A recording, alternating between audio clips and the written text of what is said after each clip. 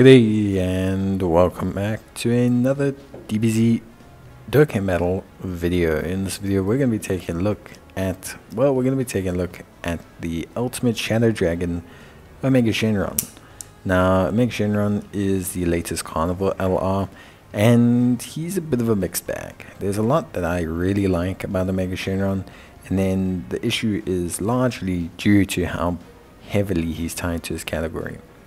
But he's a GT Bosses lead of key +3, HP attack and defense at 200%. He raises defense on his 12 key for 1 turn and lowers attack of the opposition with a high chance of stunning.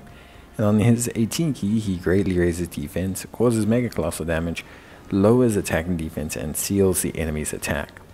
He will activate the entrance animation once only, which will allow him to change into key spheres to rainbow key spheres for 7 turns from his entry. He will give all enemies attack and defense of -25%, key +3 and attack and defense at 200%, an additional attack of 20% up to 150% with each super attack performed, and key +1 and reduction the damage received by 5% per GT Bosses category ally on the team. He gets an additional damage reduction of 7% per rainbow key sphere obtained, and if HP is 50% or less starting at the character's starting turn, he will revive with 70% HP health, or when he or an ally is KO'd. His attacks are effective against all types, and he launches an additional super attack starting from the turn in which his revival skill is activated. So, big thing with him is obviously he gains attack on super. Quite a few are necessary to reach his max. We're talking 8 attacks in total. This could tempt you to probably go for additionals, however, you need him to revive to get his attacks effective against all types, so a bit of crit is still something you're probably going to want. Otherwise, no matter how much he builds up his attack, he's just not going to do a lot of attack damage before reviving. And yeah, although he has a great revive skill, below 50% HP threshold, any revive that triggers off of any enemy being defeated is also very good. There is still a limitation to the speed at which you can ramp up, because you in theory only have the ability to fire off 1 additional from the hidden potential system when you start.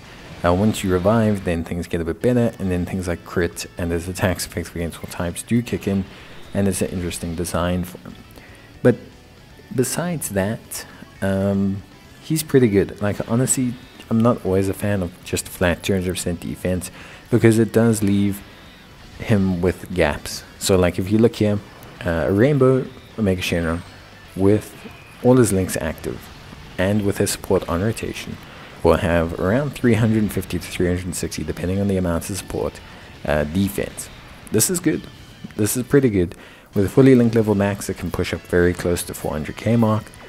This is good. Couple that with potentially 35% damage reduction and further damage reduction from the rainbow orbs, then you'd be looking really good. About the same as Texamasu. The only difference is Texamasu does not need you to have so many team requirements, and I think that's the thing. If GT Bosses was in a better space, I feel like Omega Shenron would be awesome. Because if GT Bosses was more accessible, Omega Shenron would be in an excellent position. As of now, the really strong GT Bosses units that exist are Omega Shenron, AGL Baby, when he gets his EZA, will be good, and then you have Tex and Shenron.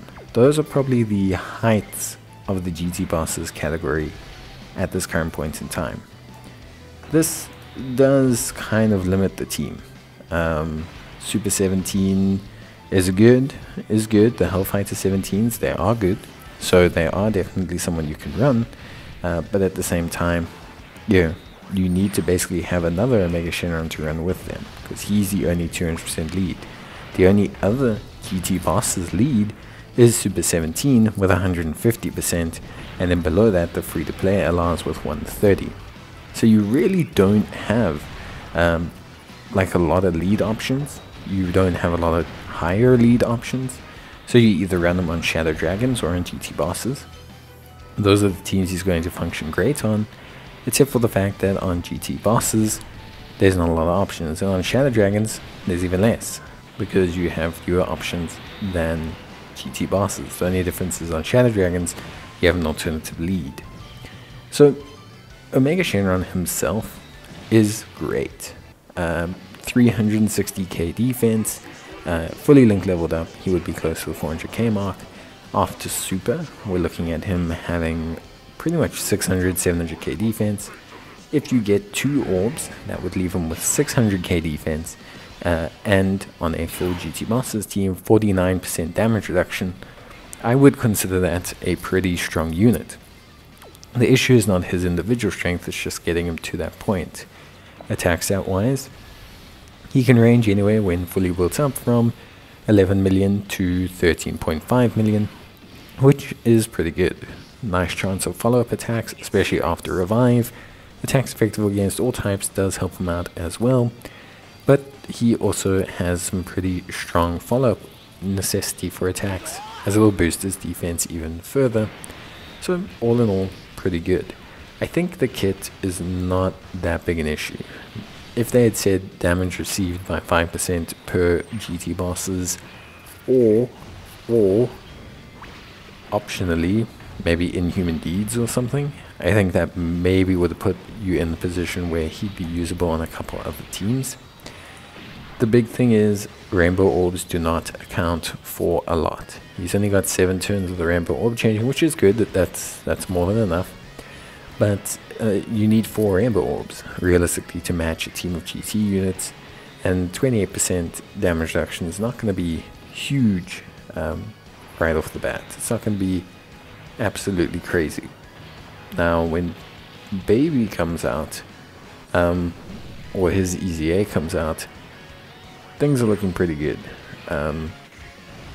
Yeah, for me at least, I think that helps out the team a lot. But again, with that being said, still not enough to make the team pretty good. Now I don't want to make this kind of an assessment of his team, but realistically the unit doesn't have too much wrong with him. He's putting out very respectable numbers for a Rainbow unit. Like I said, post defense super, 600-700k, 13 million attack stats. On a GT Bosses team, well over 50% damage reduction. There's nothing wrong with his personal stats. It's just that the team's in a bit of a weird space. It has good pieces, but it still needs, and it feels like it needs, maybe 1 or 2 more units. Hellfighter 17, maybe a new Super 17 or a Super 7 EZA. Baby, Omega Shenron, a super duper solid Sin Shenron would be really good. Another variant of Baby to mix with Baby. And then you're looking at, that's probably what I would rest. I would say that's what the category needs. But overall, pretty good. Link-wise, not too bad as well. Fear and Faith gives them good key link coverage. Big Bad Bosses is obviously the big one. GT and Shadow Dragon obviously heavily tied to the GT category, but are both excellent links. Shadow Dragon especially is a very good link. It's one that you get a huge amount out of, and the same can be said with Big Bad Bosses. A lot of them are the reason why, if you fully link level them, you can really push towards that 400k mark start of turn defense, which honestly most times is pretty good. Omega Shenron feels really solid as a unit, just feels a little bit hindered by his own team, which is the biggest shame. But with that being said, I think he's great. I do think he's really good, and I do enjoy using him. So yeah, not too much of an issue from me. But that's basically gonna be it. I hope you guys enjoyed the video. If you did, as always, please leave a like. It is greatly appreciated. And yeah, that is basically gonna be it from me. So let me know what you guys think about the Omega Shenron. Do you think he is good? What do you think the GT Bosses category needs? And what changes you would make to it to bring it up to speed? But yeah, that's basically it for me. See you guys in the next one. Till then, take care and bye.